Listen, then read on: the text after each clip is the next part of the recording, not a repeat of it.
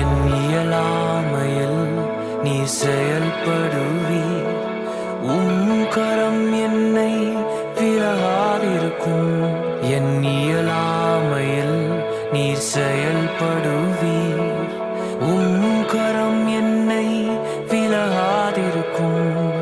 மலைகளை பெயர்ப்பீர் என்றார். என் தடைகள் உமக்கு மாத்திரம். மரித்தோரை எழ செய்தீர் என்றார். என் நோய்கள் உமக்கு மாத்திரம். கிரகிக்க முடியா காரியம் செய்வீர். சர்வ ஞானி